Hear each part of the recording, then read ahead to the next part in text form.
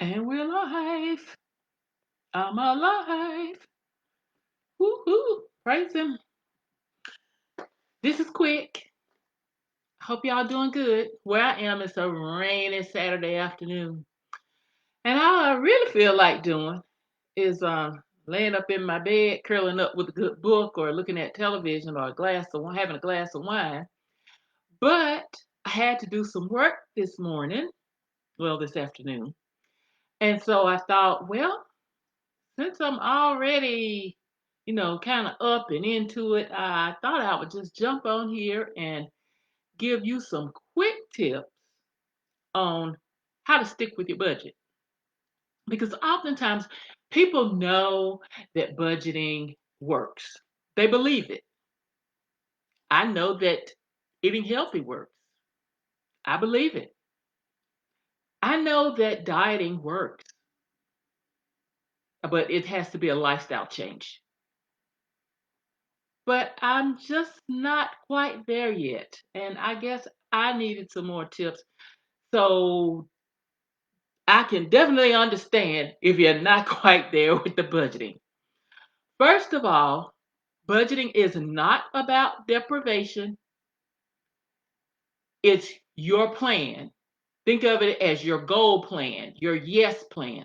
It's a plan where you use to judge what you want and what you're willing not to have right now. And I stress right now because, as I think it's Dave Ramsey says, you have to live like no one else right now so that you can later live like no one else. You got that? So, in other words, if you have to tweak and make a few sacrifices right now, you do that so that later you can go all out. Do what you want to do. Do what you want to do. Okay, so my three keys are, first of all, you need to set realistic goals. One issue that that people have with budgeting is if you don't set a realistic goal, then you set yourself up for failure, and then you say budgeting doesn't work. It's not that it doesn't work; it's just that all of us have lofty goals, but they need to be broken down into little pieces, look, into itty bitty pieces. They need to be broken down because if you take your goals into small increments, as they say, how do you eat an elephant?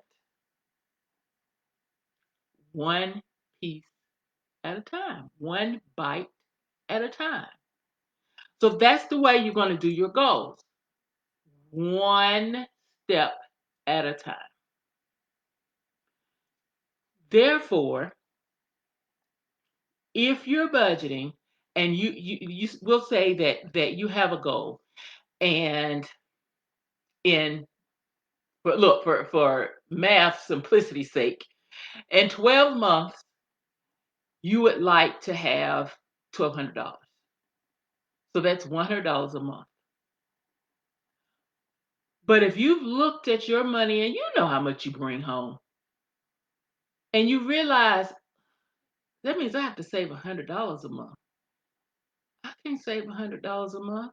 Right now, I can only save 35. Then you need to tweak that goal. Instead of saying that you're going to save $1,200 in a year, say you're going to save whatever 35 times 12 is. uh, 35 times 10 is 350 plus another 70. What's that? 420-ish. I don't have a calculator here and I can't do it in my head, but you get the gist.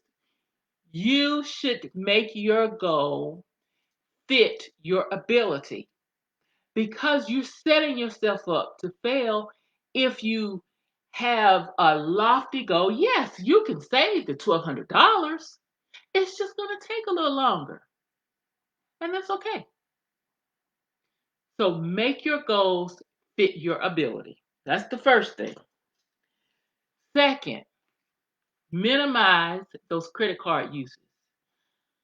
Now, I'll say minimize, and the reason that I say minimize is because if I said don't use your credit card, we still want your credit to be good. And we want you to be generating credit so that every month you're still doing something. So you want to minimize your credit card use. Now, I don't want you to sit back and think about go out and buy ish that you don't need just to say that you charge something. Because if you have debt, you don't need to go charge anything else. What you can do if you want to just keep your card, going, keep it active. Just charge your gas. So every month you charge, or every week, or however often you fill your gas tank up, you charge your gas. When you get your bill, you pay the total amount that you charged in gas plus at least the minimum payment that the card would ask for. So in other words, don't keep charging gas and then just pay that minimum payment, because that means you're going to end up in the hole. If you charged $125 worth of gas, and then the minimum payment is $35, then you need to pay $160. Go ahead and pay the whole 160, what you would normally pay your minimum payment plus what you've charged. Now, if you can afford to pay more than minimum payment, please do. Because if you're charging every month, there's no need to keep a balance on it if you don't have to. I'll say that again. If you don't have to have a balance, don't. If you're able to charge it and pay it off in full every month, that's the ideal way to keep your credit going. And it will help you with your budgeting, because then you know based on your charges how much you need to pay. But statistically, it has been proven that when they swipe the card, they don't feel the same connection with money. Because bam, they swipe the card, they don't even look at the amount they spent until they get the statement at the end of the month. And then, they freak out. But it makes a difference. If you're paying cash, you feel that. You just gave this person $20 and they just gave you $3.17 back. That you feel. So minimize your credit card use. And last but certainly not least, set up automatic payments. Automation is your friend. You don't have to be worrying about, did you pay it? Did you pay it on time? Make sure that it's automated. Your payments to that credit card are automated. And not only to that credit card, if there's a way that you can automate most of your payments, go ahead and do that. And I realize sometimes some things you just kind of don't want to have automated because it fluctuates so much. For example, here in North Carolina, we have Duke Energy. And during the summer, the energy bill might be $60. And during the winter, it might be $200. Well, you may not want to have that automatically deducted because, during the winter, especially after Christmas, you might not have $200 that you want to pay it all. Not that I'm telling you not to pay all your Duke Energy at one time, because if you can pay anybody off at the end of the month, that's what you need to do. But what I'm saying is, some things I understand you may not have it automatic set up for automatic payment because you're afraid that you may not have the full amount, and that is understandable. Because credit card bills, you definitely want to pay those, pay the minimum, at least the minimum payment on that, because that will reflect on your credit. Utility bills will reflect on your credit, but they do allow you a little leeway in being late before they cut you off and report you to the bureau. So, 3 things. With your budget, you definitely want to set realistic goals.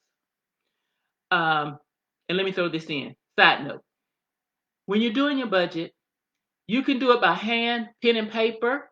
If you want to do it by Excel spreadsheet, that's fine. I do have one that you can download and then use. Again, you have to download it first.